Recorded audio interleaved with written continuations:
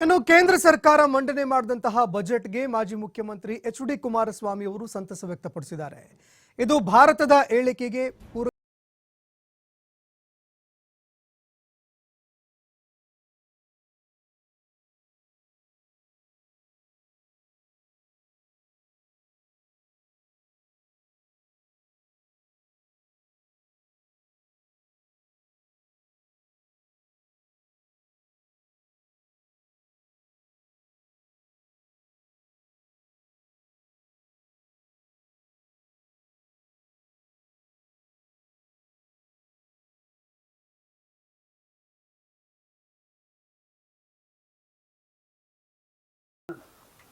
ಕೇಂದ್ರದ ಬಜೆಟ್ ಏನಿದೆ ಈಗಾಗಲೇ ಆರ್ಥಿಕ ಸಚಿವರು ಹೇಳಿದಂಥ ರೀತಿಯಲ್ಲಿ ಚುನಾವಣೆಗೆ ಹೋಗ್ತಕ್ಕಂಥ ಸಂದರ್ಭ ಇದು.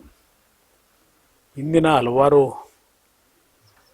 5 ವರ್ಷದ ಆಡಳಿತದಲ್ಲಿ ಯಾವ್ಯಾವ ಒಂದು ಸೆಕ್ಟರ್ಗಳಿಗೆ ಶಕ್ತಿ ತುಂಬಿದ್ದೇವೆ, ಮಹಿಳೆಯರಿಗಿರ್ಬೋದು, ಯುವಕರಿಗಿರ್ಬೋದು, ಮತ್ತು ನಮ್ಮ ಕೃಷಿ ವಲಯಕ್ಕಿರ್ಬೋದು, ಅದು ಎಲ್ಲದರ ಮಾಹಿತಿಗಳನ್ನು ಈ ಬಜೆಟ್ನಲ್ಲಿ ಅವರೇನು ಪ್ರತಿಯೊಂದನ್ನು ನೆನಪಿಸ್ಕೊಂಡಿದ್ದಾರೆ.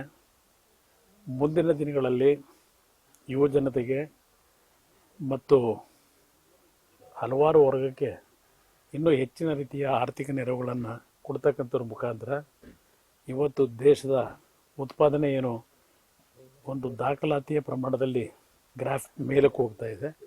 ಅದನ್ನು ಪ್ರತಿ ಒಂದು ವರ್ಗದ ಜನತೆಯ ಕಲ್ಯಾಣಕ್ಕೆ, ಜನತೆಯ ಒಂದು ಅಭಿವೃದ್ಧಿಗೆ, ಅವರ ನಿರೀಕ್ಷೆಗಳಿಗೆ ನಾವು ಕಾರ್ಯಕ್ರಮಗಳ ರೂಪಿಸ್ತೀವಿ ಅಂತಕ್ಕಂಥದ್ದಕ್ಕೆ ಒಂದು ಮುಂದಿನ ಪೂರ್ಣ ಪ್ರಮಾಣದ ಒಂದು ಬಜೆಟನ್ನು ಮಂಡನೆ ಮಾಡ್ತಕ್ಕಂಥದ್ದಕ್ಕೆ ಸಿದ್ಧತೆ ಯಾವ ರೀತಿ ಮಾಡಿದ್ದೇವೆ ಅಂತಕ್ಕಂಥ ಒಂದು ಮಧ್ಯಮ ವರದಿಯನ್ನು ಬಿಡುಗಡೆ ಮಾಡಿದ್ದಾರೆ ಬಜೆಟನ್ನು.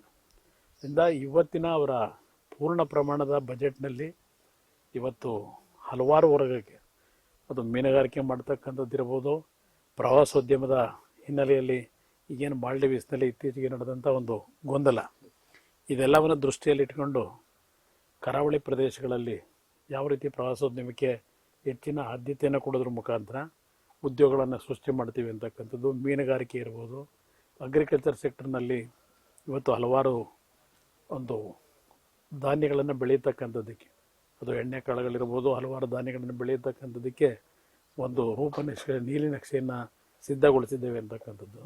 ಈ ಎಲ್ಲ ಸುದೀರ್ಘವಾಗಿ ಒಂದು ಕಾಲಮಿತಿಯಲ್ಲಿ ಇವತ್ತು ಅವರ ಭಾಷಣದ ಒಂದು ಸೀಮಿತವನ್ನು ಮಾಡಿದ್ದಾರೆ. ಆದರೂ ಅದರಲ್ಲಿ ಮುಂದಿನ ಒಂದು ದೃಷ್ಟಿ ಅವರಲ್ಲಿ ಏನಿದೆ ಒಂದು ದೇಶದ ಪ್ರಗತಿಗೆ, ಅದೆಲ್ಲದರ ಬಗ್ಗೆ ಮಾಹಿತಿಯನ್ನು ಕೊಟ್ಟಿದ್ದಾರೆ. ಚುನಾವಣೆ ನಂತರ ಪೂರ್ಣ ಪ್ರಮಾಣದ ಬಜೆಟನ್ನು ಮಂಡನೆ ಮಾಡಿದಾಗ ಸಂಪೂರ್ಣವಾದಂಥ ಒಂದು ಮಾಹಿತಿಗಳು ಎಲ್ರಿಗೂ ದೊರಕುತ್ತೆ ಅನ್ನೋದು ನನ್ನ